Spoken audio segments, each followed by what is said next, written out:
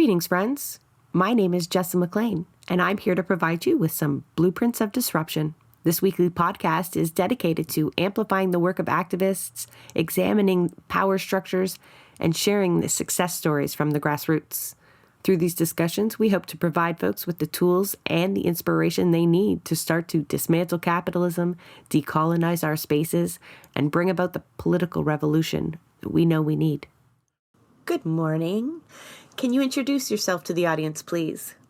Hi, my name is Anne. I'm an organizer with the York Southwest Tenants Union.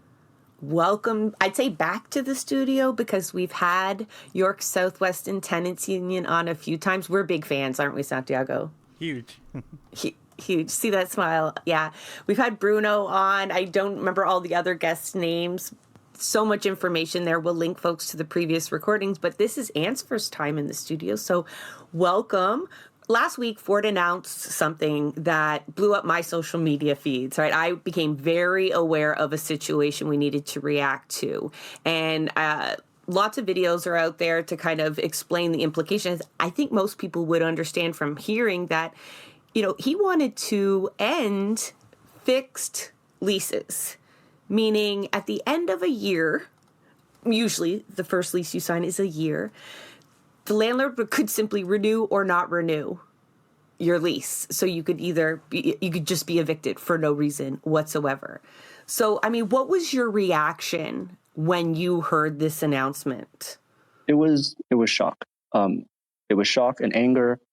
The day it dropped, York Southwestern was actually at Queen's Park at a rally for raising the rents and doubling the rates. There's been so many fights ongoing with the housing movement.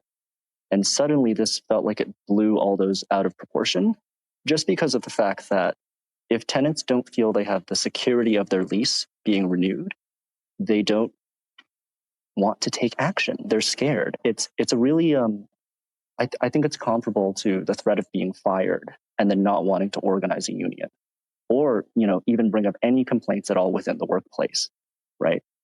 There have been so many fights where we're trying to scrape what little we can out of the landlord-tenant board to end tenant lease security at all in this way would make a lot of those fights impossible to enforce, right? Much less get started in the first place. We can talk later about how those fights will still happen regardless, because, this would move us to a system much closer like Alberta's, much closer like many other provinces in the country where tenant organizing is still strong and happening. But it would be a serious escalation about the tenant fight in Toronto. So it was like a thought bubble, right? It was like they were going to review the idea. It wasn't actually part of the legislation that was pending, that you folks were already mobilizing against. But the good news, it garnered a reaction that we needed, right? Not that you had a lack of mobilization, but people really did understand the urgency to respond to this, and they did. Can you talk a little bit about, once you got through your shock and you responded, York Southwest Tenant Unions, Climate Justice TO, and I'm sure all of the other tenant unions in Ontario took notice and responded in a big way. Let's talk about that. Yeah, it was massive. We heard on Thursday. By Friday, we had a meeting and we decided to organize a mass call for Sunday. We realized this couldn't happen solely within our tenant union, that it was such a large move against tenants that we put out the call to organizations and folks who are not affiliated with any organization across Toronto. So a lot of tenants came through as well. By Sunday, we had a Zoom call that was over 500 folks in it. We got over 200 people to sign up for broad range of actions across Ontario that we can talk about later. And that's since grown to 350 volunteers. What it essentially was every organization just said, we need to do something. Some folks simply blew up Ford's voicemail, tens of thousands of angry letters, and that's part of the massive first wave that helped, help make this a provincial issue. And then everybody else decided, let's coordinate. Let's see what we could possibly do with all the capacity we have right now. And I think, what was it, 2 days later, maybe you can correct my timeline. We get an announcement. I mean, I first found out through an Olivia Chow tweet. I don't follow her. It was pushed onto my feed. And very a celebratory tone that, thanks to the hard work of folks like you. I'm not sure if she credited you, but basically that the premier had backed down on that idea. It came with a caveat, though, that there were still other things that we needed to fight. So I think you wanted to deflate that, any bubble that you might have created in that momentum. How are you going to harness that now that announcement is, not an imminent threat at the moment? That's a great question. The announcement that he was rolling back the apocalyptic part of this came before our mass call, actually. And so on the mass call, there was a real good chance to talk to everybody about, here's everything else that's in the bill. We're hoping it was a misstep on Ford's part to try to put this out and then deflate it. Just because by putting it out, he reminded everybody that this is an option, right? That this was on the table. I think he reminded folks that this is what landlords and the conservatives would want to do to you if nothing held them back and if nobody said anything about it. And I think that's been really clarifying for folks to realize why any type of organizing is necessary, not just in emergency moments, but to ward off threats like this in the future and to, to make these things unthinkable on their side. But in terms of then talking about the other parts of Bill 60, it has been a bit of a challenge because it's a lot of technical things that happen at the LTB. The key part of it, though, is that this is a bill that makes evictions faster and easier than they already are, right? The LTP is already pretty much stacked in favor of landlords. Landlord filings get heard a lot faster than tenants do. And so the pitch that Ford has to remove the backlog at the LTB is solely the backlog on the landlord side. This bill would hire more eviction sheriffs. It does not provide any, support or indication of making bylaw inspections easier, right? Yeah, that's in my notes there because that's been the bane of a lot of tenant unions that score victories on the municipal level, especially, right? Rent eviction bylaws have been passed in the last year thanks to organizing and whatnot. I know that some of them have problems within them, but one of the biggest problems is nobody follows up on the complaints with landlords, right? And it's already stacked against renters. You mentioned the delays in the landlord tenant board because that is one of the selling features Ford's trying to pitch, right? This will just speed it up, which seems really fair. So I just wanted to point out the difference that I scored from your Instagram account for York Southwest Tenants is that it's already a big difference. So when landlords have a grievance and they go to the LTB, the average is I think 3 to 4 months. But when renters want to file with the LTB against landlords, 12 to 18 months is the average. And so this, again, like you said, only speeds it up for landlords. But the discrepancy is already there. And some of the other technical things from Bill 60 I thought I would ask you about because, even I'm reading through it and it's hard for me to understand what some of these mean. But it says it would be harder to challenge things like N11s, which I know folks are already signing under duress, right, because they don't fully understand their rights. Yeah, so there's a whole slew of things that essentially throw sand in the gears of tenant organizing and any semblance of tenant justice at the LTB. One of them is that before evictions cases, tenants would have to pay 50% of their arrears. This is before those cases where we know if those arrears are even legitimate. Yes. Right? We have been organizing in buildings where landlords regularly send out bad faith letters that tenants are in arrears. And the fact that these tenants only have 7 days to come to court instead of the typical 15, the fact they'd have to pay 50% of it before they can raise new issues about other things that the landlord is breaking within the lease. It's been difficult to shift as a tenant organizer from the knowledge we had 2 weeks ago that the LTB is already stacked and very difficult to now thinking about the past LTB system as maybe being the better path out of this. One other note is that when Ford talks about speeding up the LTB for landlords, what that also means is making it very difficult for tenant associations and legal clinics to respond. If you think about when tenants get their letter in the mail especially if those tenants are immigrants, especially if English is not their first language. There are delays in terms of when they can get help and support, when they can figure out what's going on. You wouldn't see this in any other type of legal system, right?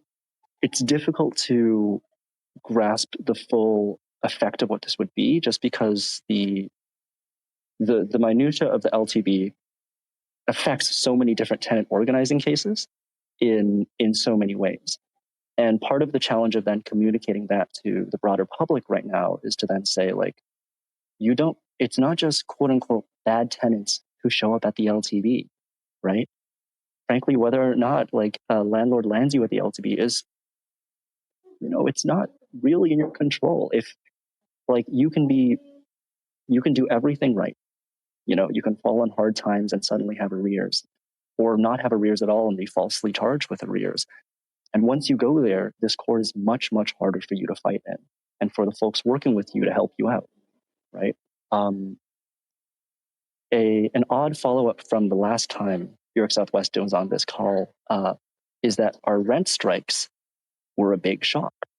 And so there's a group called the Federal Rental Providers Organization. They're a landlord lobby, effectively. They were with Ford. Like job creators, yes. They're rental providers. They provide us housing by evicting folks. They were with Ford when he announced this Bill 60. And for a while, they've been pushing to make rent strikes much more difficult, if not outright illegal. They haven't quite done that explicitly, but with a lot of the changes in the LTB, it makes the mechanics of how we've typically fought rent strikes much more difficult to pull off. I think folks will understand that if they go back and listen to that episode. One example that I can just think of is the way tenants were able to raise new issues with the LTB in response to being on rent strike and being demanded rent from the landlord. It would be like, yes, but look at all of these back repairs, look at all of these complaints unmet, like look at all of these violations and whatnot that this landlord is committing. And it helped in the case, right? It helped the people on rent strike. I feel like a lot of this, and I'm sure this is not news to you, is a direct response of the organizing that's been happening on the tenant level, right? Direct attacks on the methods that you have been using to gain victories, right? And I think that I was talking to Santiago earlier, and I said, these folks have been building and building, I think, because they have been able to secure victories. This isn't to say the LTB, every time we talk about victories, right, it was always with the disclaimer that it's still a hostile environment. It's still not the preferred way of handling anything for tenants. But yeah. It is a thing of like, we will organize whatever the legal terrain is, right? Because at the end of the day, we and our neighbors need it, right? If folks are about to get evicted, if folks can't afford the rent going up, if folks have their kid's bedroom is full of mold, we will organize. The challenging part about this is that it changes the legal and the political terrain, the options that are available to us, in ways that would make the organizing much harder. And then I think the flip side of this would also make it, in some cases, harder to bring on tenants into the organizing. One of the tricky parts of that tenant backlog at the LTB that already existed before Bill 60 is also it can be difficult to give tenants a timeline for when victories will happen. If tenants want to file a T6 and say, repairs are broadly not happening in this building, it's falling apart, none of our leases are really being held to by the landlord here, it can be hard to organize when you do not know whether or not when the LTB will hear you out and then grant you progress in that, right? So in this case, we've kind of had to file retaliatory T6s or tie them to landlord cases that are already being heard, so that they get heard at the same time as these landlord cases, which the LTB, is much faster with. The tricky bit now with this, right, is if the LTB is looking to cut to cut down that backlog for landlords, it means we are organizing on their terrain and we have to respond much, much faster to whatever they're trying to pull next. right? There's in terms of organizing as well, there can be a difference in what tenant unions approach with individual cases with tenants and collective cases. Ideally, we try to bring all of these individual cases into a collective fight, not just so that tenants can meet each other, learn from each other, and become organizers themselves. Because they, on a rent strike, you have to talk to your neighbors about how you're going to hold to this, who's going to come up in court and help fight, right? But if these individual cases are significantly shorter and pass faster, it is harder to build towards that type of collective action.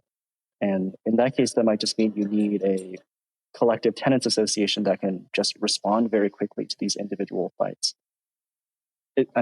Evictions in particular are terrifying for anybody. I think the way that we talk about this in legalese often obscures the fact that when you have an eviction threat, you are losing your home. And sometimes we envision renters as young folks or students for whom it is still terrifying. But a large number of the folks that York South Weston organizes are tenants who've lived there for 20, 15 years, right? Tenants who have families and who tell us that, if rent goes up by 20%, we can no longer afford to stay here, and we don't know where else in Toronto we can go. When we're organizing around this and talking to tenants now, we're trying to make it clear that we are trying to make that as difficult as possible for landlords to do, right? And make it as easy as possible for you to fight for your homes. You talk about organizing on their terrain when it's gone to the LTB, and we see these changes coming from the Ford government, who holds a majority and are completely callous when it comes to poor folks in Ontario. So, and again, openly have declared war on renters. So, as much as we would love them to backtrack on a lot of these changes, forcing his hand through the LTB isn't an option. Obviously, that's not open to you. You talked about a broad range of actions, because I guess what I'm getting at here is, well, I don't even get at it. We should include the clip from the press conference given with the Ontario NDP caucus there, where Chiara says, this government is not going to help you in any fashion. The answer is organizing, is to join a tenant union. And I imagine to then organize outside of their terrain. So let's talk about, what folks are going to do in response to these proposed changes. It's been a bit of a whirlwind. I was looking at my calendar recently about all the events we had scheduled, and it's really only been the mass call was last Sunday, I believe. Halloween was in a few days. We've knocked on 4,500 doors since then. What basically happened was we looked at all the organizers we had within YSW, and we sent out a call to organizers from CJTO, from other organizations, and said, let's go to Ford's backyard. You mean literally? Let's go to these PC areas with massive apartments, with immigrants, with the folks that we know how to organize, right? But are kind of far out in Toronto and hard to reach in typical cases. And let's knock on those doors. Let's organize building meetings after the fact and simply rally dozens to hundreds of people who have not been rallied before, because there's a very clear case now. Obviously, we would like for every building to have a tenants association that can fight for tenants' rights, right? Because we think it is only a matter of time before that fight is necessary. But often when you enter a building, something urgent needs to be happening. And if there's not currently a wave of evictions or an AGI rent increase, then tenants don't feel that urgency. But with this, it was a pretty clear case that suddenly a much larger number of buildings are viable for going in and talking to folks. I don't think the mobilization that we had on the organizing side would have been possible without the structure of the tenant union in the first place, and folks who said, oh, I know how to canvass, I know how to run a building meeting. Send me 20 people to come with, and then send me an address, just let me go do it. And so we had a lot of folks volunteer to just take on buildings we identified within the first few days. Now we have a bit more of a system where we identify places, we send out the asks to our organizers on more secure channels and say, who can take this? When's the best time? And with the massive massive amount of interest we had from around the province, we've also been able to match up folks who kind of live nearby and are not usually organizers to just say, hey, we have a contact on this day. Can you meet them at the subway station? And they can help you out from there.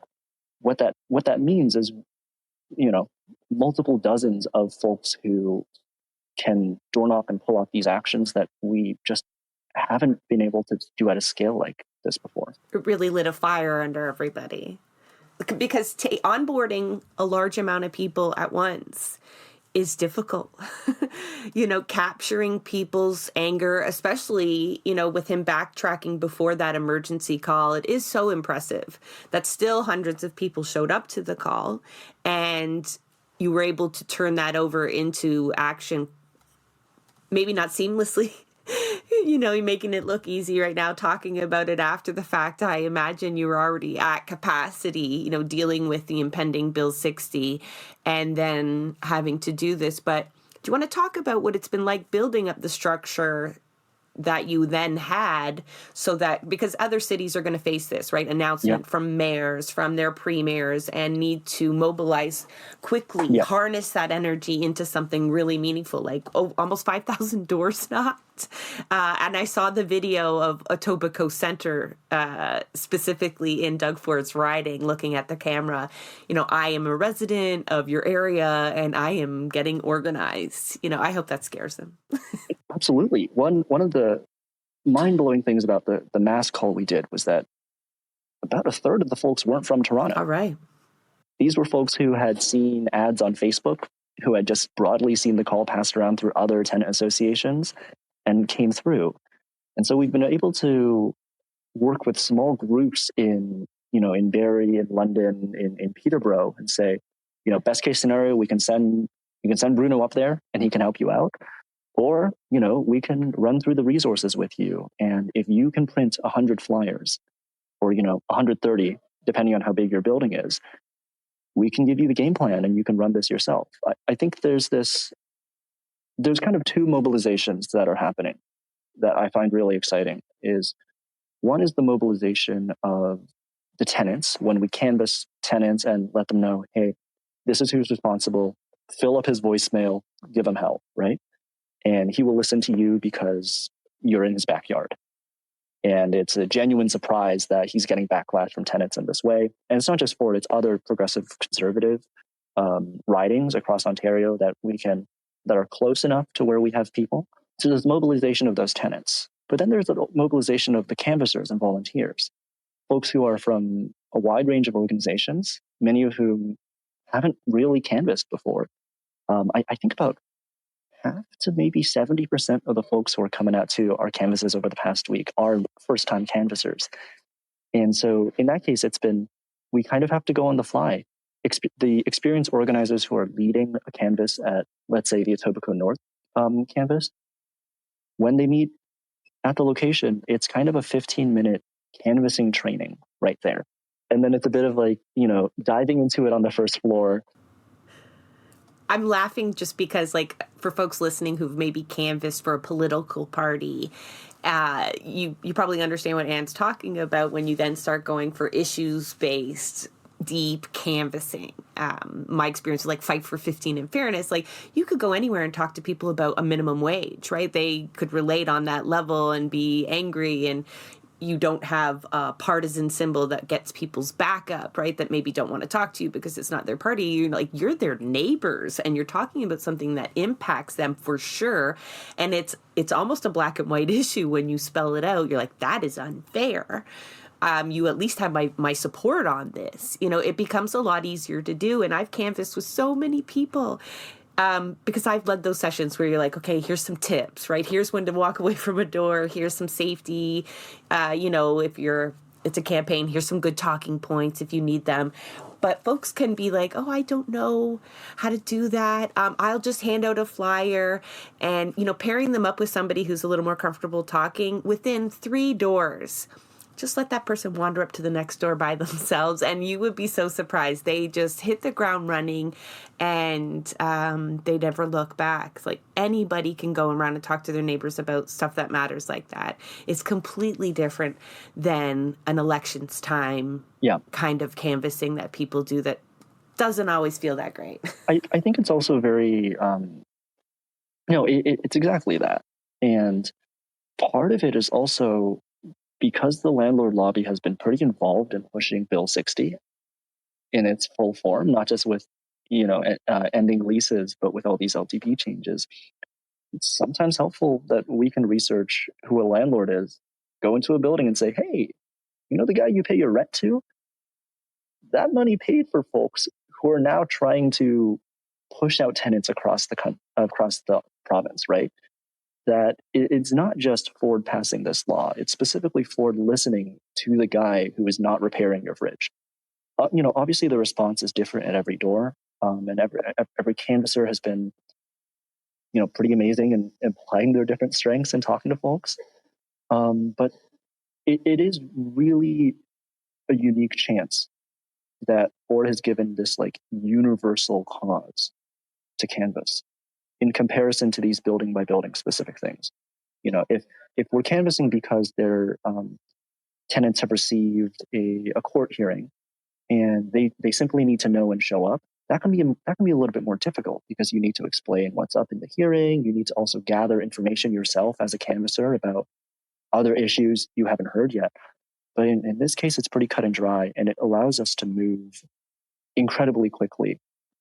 It also means that, when we coordinate with other organizations and organizers, everybody can kind of agree on what we're fighting.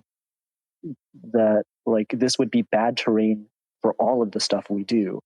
And we can all kind of share scripts and notes about what to say at the door, what to say at these lobby meetings. I want to give a special call to some of these groups, like 230 Fight Back has been amazing. They actually disrupted the landlord lobby's gala with some folks from YSW a few days ago. Yay. Friends of Chinatown, Columbia Justice Toronto, People's Defence, Progress Toronto, Democratic Socialists of Canada. In Toronto, there's a group called the Toronto Unhoused and Homeless Union, TUHU. They've been organizing folks with chapters in encampments, in shelters. They're not quite tenants, but they face the same issues and the same legal terrain, just with a significant amount of increased danger as a result of their situation. But the fight still happens, right? And I think it points to how like there are communities in Toronto everywhere. And these are not the communities are not defined by like who is in which building or which city ward. It's just who do you know, who do you love, and who do you call home? And as long as that exists, there's something to defend, and then some association you can build out of that.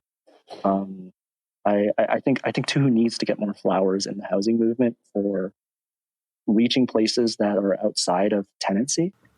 I had the Vancouver Tenant Union on, and they've got a basis of unity. And within that basis of unity, they define a tenant as anybody who has to rely on others in some form for accommodation. And so they define folks who are unhoused as tenants, and then thus part of the tenant union.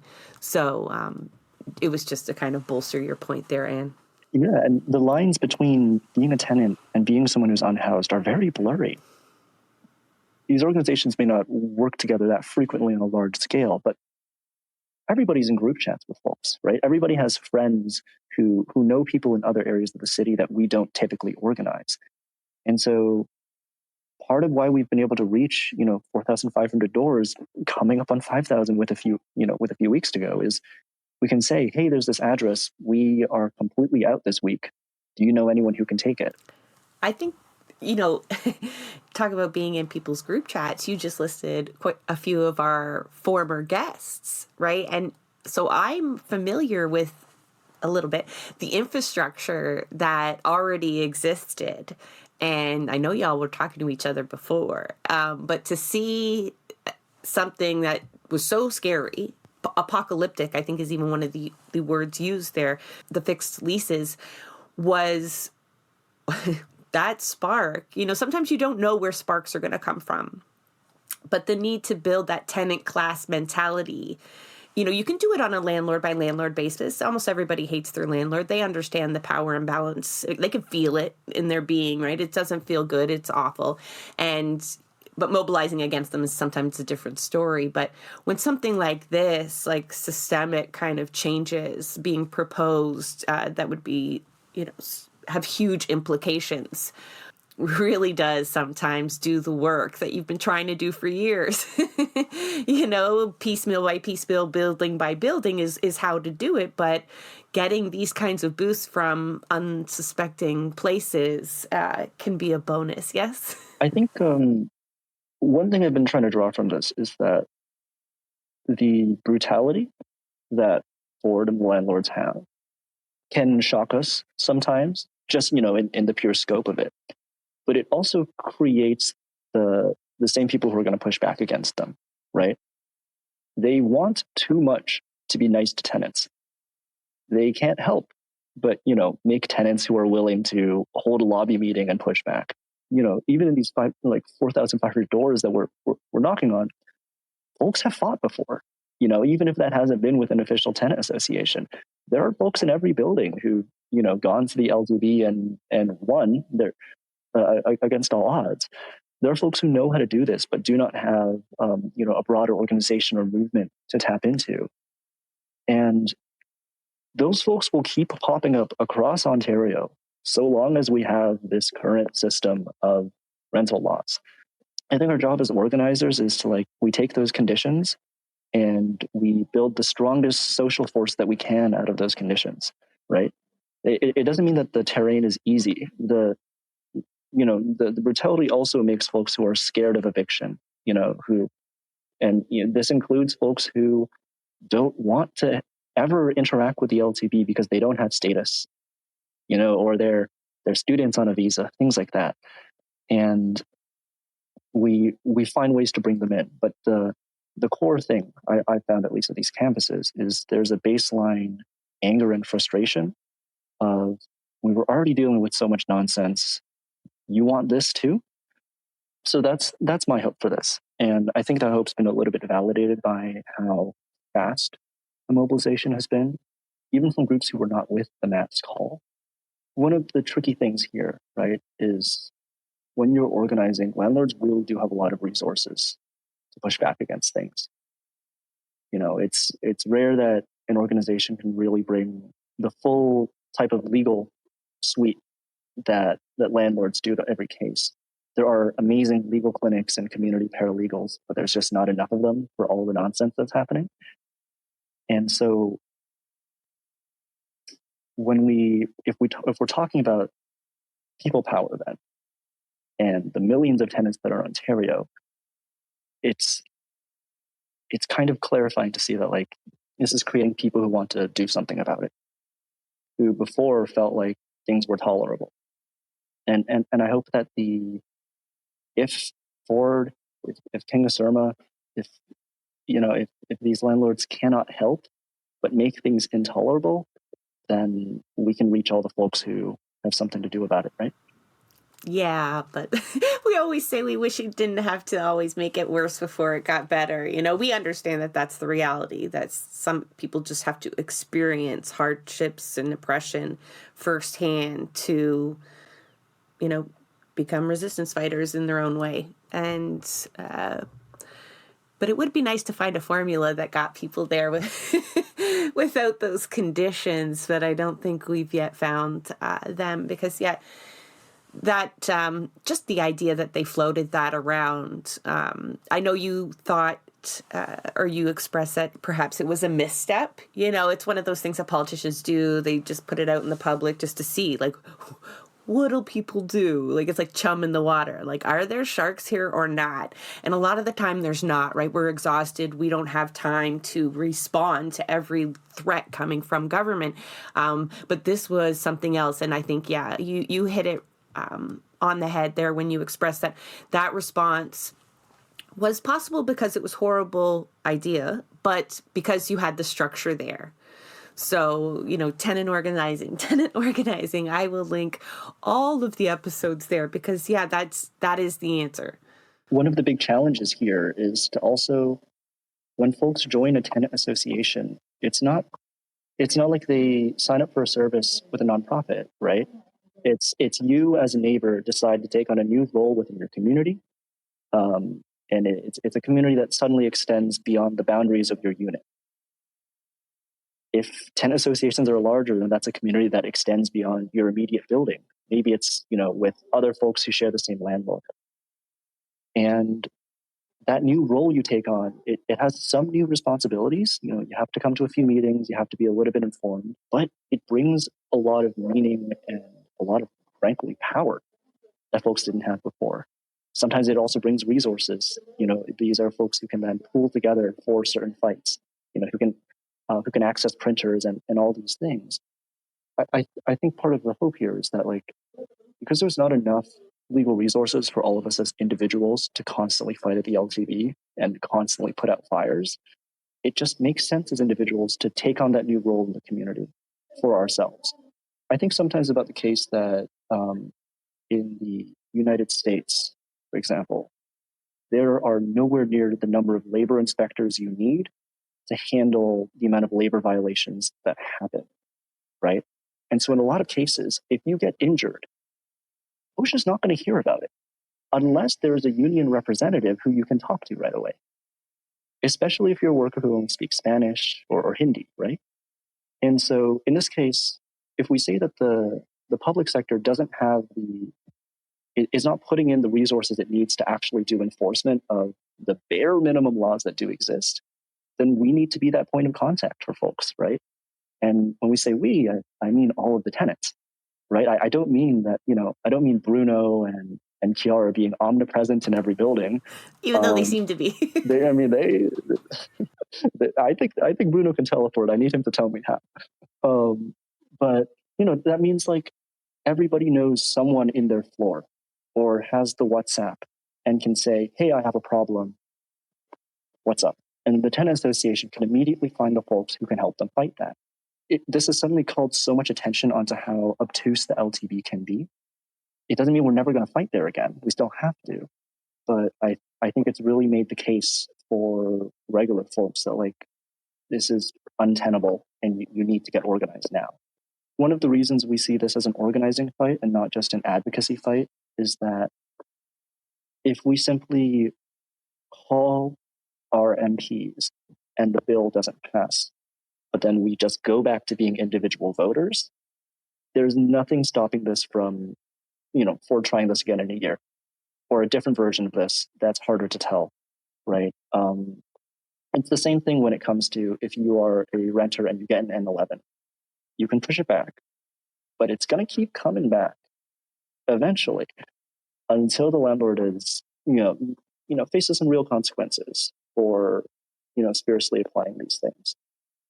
There's a building I organized in before, I've been organizing in before Bill 60, where folks have gotten false eviction notices 3 to 5 months in a row.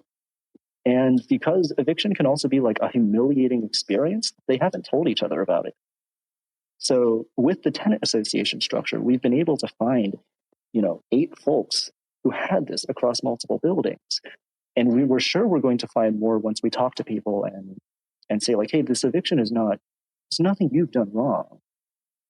And in the case that you fell on hard times and had arrears, then we don't think that's your fault.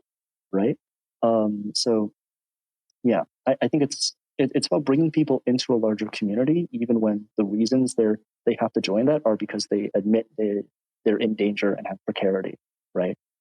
I think it's somewhat different from labor, where you can take in the pride that you have as a worker, right? The pride that you are committing to this workplace and you have built this company. I don't think tenant identity has the same types of things we can pull on. I mean, part of this that's frustrating, right, is that this bill is massive. A lot of folks didn't hear about this by the time we knocked on their door, right? Even when it came to the elected representatives who are supposed to be aware of what's happening in Parliament and let them know, when real pressure should happen. So, if no one else is going to do that, it's got to be the community. It's got to be their neighbors, right? There's no way I would have known about Bill 60 if I wasn't following all of these tenant unions on Instagram. No, absolutely not. And frankly, I don't think I would have heard about that announcement, although it did make a little bit of noise on social media because it was just so seemingly awful. But definitely wouldn't have gotten that kind of response had that not been in that circle myself, right? But I think you folks did a good job of kind of reaching out beyond your current connections, which I imagine have grown quite extensively since the last time we had you folks on. I mean, any idea of how many buildings in Toronto have a tenant organization? Is that something we can even start to measure? Folks are trying, but these are things that they're not reported or even tracked by, government data sets. These kind of have to be anecdotal where we reach out. I think the places where you'd find evidence of a tenant association are also pretty scattered. Some folks are on Facebook. Some tenant associations are kind of in name only and set up by the nonprofit that runs the housing complex. Kind of like some student unions. Yeah, and in that case, it's just as we organize, we have to be taking notes as a movement, and we have to be documenting what real progress we've made. Also, like the fights that we are picking up on, because there, in some cases, right, like tenant associations are not always active and on the way that labor is, because there's no legal status for a tenant association. That it's not a legal entity that comes into existence and has protection. It only exists insofar as the neighbors keep participating in it. So I think it's a really thorny research question, but we have to do it. And I think right now is a moment of like, there's all these things that we've had to do that were long-term, and now we have the impetus to do it. If you only had a research team, right? Like a fully staffed research squad working on it 24/7. I know of all the things that we need to do, you eventually have to prioritize sometimes reaction. One thing that's interesting, though, is that tenant associations don't, if a building doesn't have a tenant association, that doesn't mean it's unorganized. Folks already know each other. There are folks who will regularly text each other when the laundry machine is broken, right? And so when we enter a building, we need to map out those folks who kind of already have the blurry structure of an association, and then help them transition into something that is more permanent and has fighting power. So I think the estimate we have of like, oh, tenant union density is super low, kind of misses the fact that like folks, if we're building on top of communities and just giving communities another arm to fight with, we're never starting from scratch in a building. No, absolutely. Yeah. And again, the parallels are there to other canvassers who've done it, where you find a building captain, a super enthusiastic person who has not yet been mobilized into the cause, but you can spell out a structure for them and give them a hand in replicating the work that's been done, and it can be done.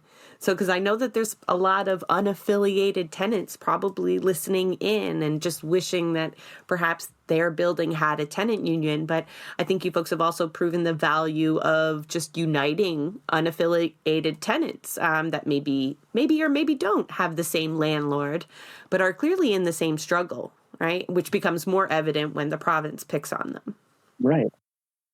Right. And in that case, I think there's kind of two things. If you're listening and you're not quite part of an association, one of the things you can do is join the massive volunteer pool we have. So there's a link on our website of tenantunion.ca/action. So that'll lead you to a Google form where you can say your availability, and we'll plug you into one of the many buildings that we identify every week. And that means you can go out. Someone will train you in how to canvas or things like that. If you can't come to a canvas, then there's options in that form to then say like other things you can help out with. If you want to do video editing, if you want to just print flyers at in your neighborhood and send them around, That's fair too. And then outside of this, past Bill 60, the thing is, York South Weston tries to send organizers whenever we get calls from folks. But if folks are outside of Toronto, we're also always happy to share our resources. So if you want to hop on a phone call with a tenant union person, just email the tenant union. That's info@tenantunion.ca. And we'll try to get up a Zoom call or an email, something that can, help you step through these things. Because one of the advantages of us not, having the strict legal structure of labor is also there's no strict path to get here, right? No membership fee. Well, your work. Right. If it turns out that you want to just build a WhatsApp or you want to start a petition, things like that, then it's actually pretty easy to organize your community. I love this because, it doesn't just end at the tenant class, right? All of these skills transfer into mobilizing against all of them, within all of the movements that we talk about on the show. For folks who just heard that, maybe you're trying to scramble and write down all these websites, these will all be linked in the show notes. So the call to action will take you right there to their website so that you can join that volunteer pool and find out more about them and other tenants organizing in Ontario. I can't thank you enough. I mean, I thank all my guests for the work they do on the ground, but the audience will know I get extra excited when I talk about tenant organizing because of the potential I believe it holds to be like transformational. It's rather than looking at it as the working class, it provides so many different avenues of organizing than I think anything else does. And building community where you are, where you live, right, where your family is at, is obviously the value of that is evident, right? Considering what we're all going to have to go through, whether we rent or not. But yeah, no, thank you too for coming on the show. Is there anything you felt like you didn't get to say or plug before we go? I think one thing that's kind of on my mind as an organizer is looking at the situation in the US with ICE, that you suddenly have this unprecedented federal attention that is tearing through communities. But you also have community groups that are handing out whistles. Like Chicago has whistles on every block.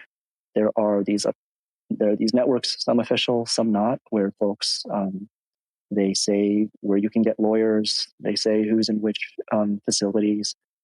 They're up against maybe one of the most powerful forces that we an organizer can be up against today, right? But because that community structure existed, they have a chance. And I think about the other potential fights that are coming down the pipeline in Canada, right? Where we have our own backlash towards immigration, other very creative consultant design ways to evict people, right? There are so many cases where people will suddenly need someone to call for help, and that won't necessarily be 311. So part of the long-term goal of community organizing, be it through a tenant association, be it through any number of groups, is so that you have people who can help. And so that you as a community member can also, partake in that, right? That the resources from this we know are not going to come from the top. If anything, the danger typically comes from the top. And by the time we get the news that, in the case of Chicago, by the time Chicago got the news that ICE was coming, there had to be folks ready and talking to each other. One of the values here is that by the time Bill 60 dropped, there was already these tenant associations. So my long-term scope with this is that the bill will still be catastrophic if it passes. But if it didn't, or if there was any other law, these organizations would still be absolutely essential. And they will be essential until we have a just world where we're not fending off these dangers, But until we are, we'll be here, right? And we'll be growing. That is a wrap on another episode of Blueprints of Disruption. Thank you for joining us. Also, a very big thank you to the producer of our show, Santiago Halu Quintero. Blueprints of Disruption is an independent production operated cooperatively. You can follow us on Twitter at BP of Disruption. If you'd like to help us continue disrupting the status quo, please share our content, and if you have the means, consider becoming a patron. Not only does our support come from the progressive community, so does our content. So reach out to us and let us know what or who we should be amplifying. So until next time, keep disrupting.